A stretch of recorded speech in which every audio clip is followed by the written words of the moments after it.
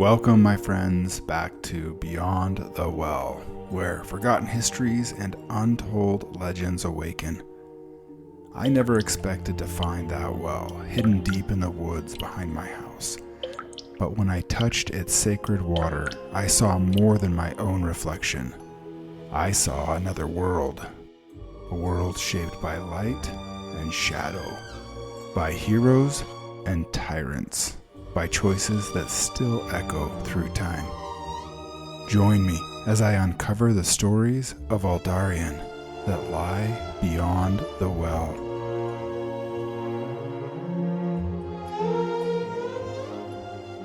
The Branding, Episode 5, The Fall of Ashmoore. The drunken mare reeked of old ale and sweat, the kind of place where desperate men whispered about dark dealings. Brennar had walked into the lion's den, and now the lions had circled. The leader, a broad-shouldered man clad in armor, watched him with amusement, flanked by a couple dozen armed men. They weren't nervous. They were confident. "You've made a mess of things," the leader said in a smooth, almost casual voice. "We don't like troublemakers in Ashmoore." Brennar ignored the words. His grip tightened on his staff.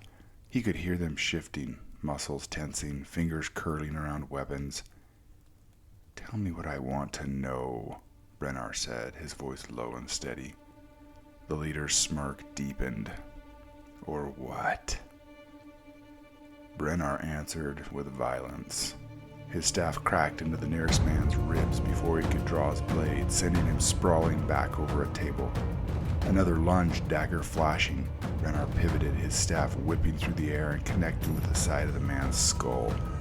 Bones shattered. Then, chaos erupted. They came in waves, weapons glinting in the dim candlelight. Brennar's staff was a storm, striking with impossible speed and force. He caught a sword mid-swing, twisting his staff to wrench it from the wielder's grasp before driving the butt of it into the man's throat. Another tried to tackle him from behind. Brennar slammed an elbow into his face before spinning and sending the man crashing with a wicked blow to the back of the head. A heavy-set brute swung a rusted axe aimed at cleaving Brennar in two. He ducked low, feeling the wind of the strike pass over him, then surged upward, driving his staff into the man's gut with enough force to lift him completely off his feet before he crashed into the floor, gasping for air. For a moment, Brennar thought he had control of the fight. Then, a chair smashed into the back of his skull. Stars exploded in his vision. He staggered, his grip faltering. Another blow, a fist to his jaw. His head snapped sideways, pain bursting behind his eyes. The world tilted. A boot crashed into his ribs, then another, and another. His staff was wrenched from his grasp as bodies closed in, fists, boots, weapons slamming into him over and over. He hit the floor, hard, breath coming in ragged gasps as the mob descended. Then darkness swallowed him. A dull ache throbbed through his skull, dragging him out of unconsciousness. The world was hazy, flickering candlelight. The murmur of voices, the scent of blood and cheap liquor hung thick in the air. Brennar tried to move, but something bit into his wrists. He was bound. His arms were stretched out, lashed to the thick wooden beam. The bar. His feet barely touched the ground, the weight of his body pulling against the bindings. Mocking laughter drifted through the tavern. "Thought you were some kind of hero, did you?" Brennar's head lolled forward. He blinked, his vision swimming into focus. The leader stood in front of him, arms crossed, a satisfied smirk on his face. "We don't get too many heroes in Ashmoore," the man continued, pacing. "Most folks know better than to ask questions. But you? You must think you're special." Brennar gritted his teeth, rolling his shoulders, testing the strength of the ropes. They held firm. The leader leaned in, eyes glinting with amusement. "You should have stayed in Valarash, boy. But since you're here, let me tell you a little story." He gestured to one of his men, a gaunt figure stepping forward, clutching a rusted blade. 2 scouts came sniffing around a few weeks back, the leader said. From Valarash, just like you. We made sure they got a proper Ashmoore welcome. The man with the blade chuckled, dragging its edge along the wooden bar near Brennar's hand. One of 'em begged, he said, grinning widely. Begged real nice before we slit his throat. Brennar went still. Something inside of him burned. Not just anger, not just rage. Something deeper. It started as a pulse, a low thrum in the pit of his stomach. A sound not heard with ears, but felt in the bones. The air around him thickened. Then he heard it. A heartbeat. Not his own. It was deeper, slower, impossible. A voice slithered through his mind. Call upon me. Brennar's breath hitched. His head rolled back, his vision fading to black as the voice grew stronger and the world around him disappeared. He was standing on the edge of something vast. A chasm stretched out before him, swallowing all the light. From within the abyss, something pulsed, an immense, steady rhythm, like the beating of a colossal heart. And then it rose, a shadow darker than night, towering and terrible, crowned with horns that curled like a wicked crown. A presence that was more felt than seen, a force that crushed the air from his lungs. Lord Azrathul. The demon's voice was not heard, it was felt, rather, rattling in his bones, vibrating in his skull. You are weak. Brennar clenched his fists. I am strong, he growled. You kneel, bound like cattle. The words struck like a blade. You seek vengeance. You crave power. And yet you beg like a child. Brennar's breath came in ragged gasps. The world around him began to tremble and shake. Bow to me. The words coiled around him like chains. Vow to me, and I will break your bonds. Vow to me, and they will beg for your mercy. The voice thundered, rattling his very soul. Brennar clenched his jaw, and he spoke the words.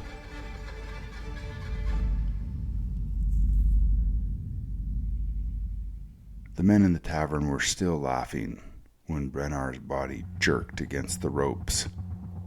Then he began to rise, dark tendrils of mist swirling around him, the very bar itself rising and cracking with him. His body lifted as if unseen hands had seized him. His head rolled back, his eyes went completely white. The laughter faltered. The leader took a step back. What in the... Then the ropes exploded. Brennar dropped to his feet, his breath ragged, his body trembling with power. His scars, those dark twisting brands along his forearms, burned a deep crimson. The air in the room shifted, the candle flames flickered and died, and the shadows moved. Brennar's gaze snapped to the cultists. He tore through them. He caught the nearest man by the throat, lifting him off the ground and hurling him into the bar. Wood splintered. The staff. Where was his staff? There. As he strode towards it, he felt shadow bend the light around him. The men in his way fell back and tried to move, half frozen with fear. Brennar reached his hand towards the staff and willed it to him. It moved, and in an instant it was in his grasp. The moment his fingers closed around the wood, something surged through him. The dark veins in the staff began to move and twist along its surface, responding to his fury. Then he let loose. The first strike shattered a man's ribs, sending him crashing into the tavern wall. The second broke a kneecap, forcing a shriek from its victim before silencing him with a downward blow. The staff blew through bone and flesh as if it were nothing, drenching the tavern with gore. Blood splattered on the walls and the floor. Screams filled the room. Some tried to run, but none escaped. By the time it was over, the drunken mare was in complete ruins. Brennar stood amidst the wreckage, chest heaving, the pulse of Azrathul's power still thrumming in his veins. As he stepped from the blood-stained wreckage of the tavern, the city square stretched before him, bathed in the flickering glow of torches. Across the square stood the monastery, once a place of peace, now a lair of corruption. The doors creaked open, and from the darkness they emerged, the cultists. Clad in dark robes, their faces obscured, they moved with an eerie, practiced unity. At their center, a man. Brennar's attention snapped to him. Something about him. Something moved around him, within him. He recognized and felt a pull, a tugging from his chest. Brennar strode forward, his staff in hand, his presence unshaken. The cultists encircled him, blades drawn, chanting in unholy tongues. A sneer crossed the leader's lips.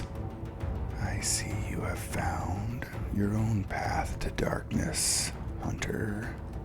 Tell me, who is it that whispers to you?" The man spread his arms, revealing an intricate rune carved into his chest. In his mind, Brennar saw a flash, an instant vision of this man cutting down Talon within the depths of the monastery. "You will pay," Brennar said as the realization struck him. "Ah, you must have known the youths that came to visit." "Yes, I tried to offer them a path forward, but they were blind. Not like you, I see. A bloodhound. Yes, I see it now. This will be interesting. Shall we see which of our masters is stronger?" Brennar wasted no words. He struck. The cultists moved as one, but they were nothing before him. His staff blurred in the firelight, shattering bone, caving in skulls, sending bodies crumpling to the dust. The power of Azrathul surged through his limbs, feeding his rage, his vengeance. Every cry of pain, every spray of blood only drove him forward. The cult leader watched, unshaken, as his disciples fell. Then, as the last body hit the ground, he stepped forward. "Impressive," he mused, rolling his shoulders. "But power is not just about destruction. It's about control. Allow me to show you." His hands rose, fingers tracing the lines on the rune carved into his chest. The symbols flared to life, pulsing with a malevolent energy. A deep, guttural invocation filled the night air, and from the abyss beyond sight, his own demon answered. The cult leader's body twisted as power flooded into him. His muscles swelled, his eyes burned with fire, and his voice deepened with an inhuman resonance. "Azrathul," Brennar growled, tightening his grip. "Lend me your strength." A whisper slithered through his mind. "Take it." The ground trembled as the two warriors clashed, their strikes sending shockwaves through the square, stones cracking beneath their feet. Brennar's staff met the cultists' daggers in a storm of sparks. Every blow was a test of will, a contest of dominance between the two demons bound to mortal flesh. The cult leader snarled, his speed monstrous, his blades carving through the air in cruel arcs. But Brennar had not come this far to falter. He matched the man strike for strike. Sweat and blood mingled as they fought for supremacy. This was no longer a battle of mortals. It was a war between the avatars of two infernal beings, and only one would walk away. With a massive surge of will, Brennar drove his staff forward, striking the flesh-carved rune in the man's chest with the butt of his staff. The cult leader staggered, his infernal energy flickering. The rune on his chest dimmed, his strength faded. The dark staff whirled around and struck the top of his enemy's hand, knocking the dagger to the ground. A quick reversal and he clubbed the side of his head, sending him sprawling into the cobbled stone courtyard, his other dagger flying through the air as he landed in a heap. His power left, reducing him back in size to a mere quivering mortal. The cult leader fell to his knees, gasping, glaring up with defiance. "You think you've won? You think you've won? This is only the beginning. You have no idea what you're dealing with."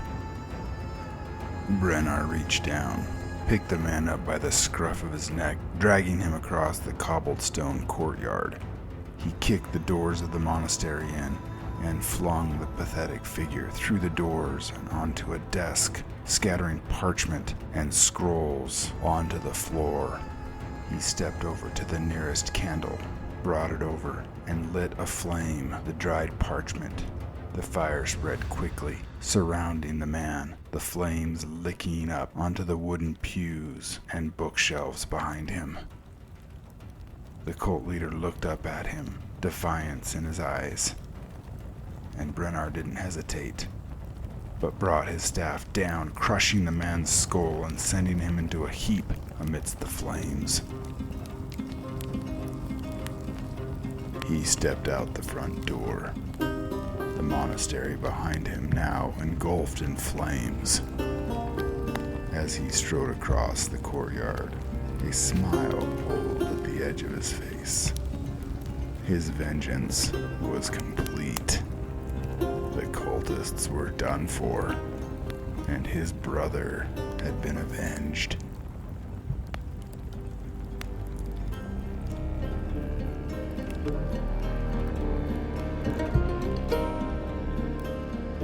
Well, that's it for today.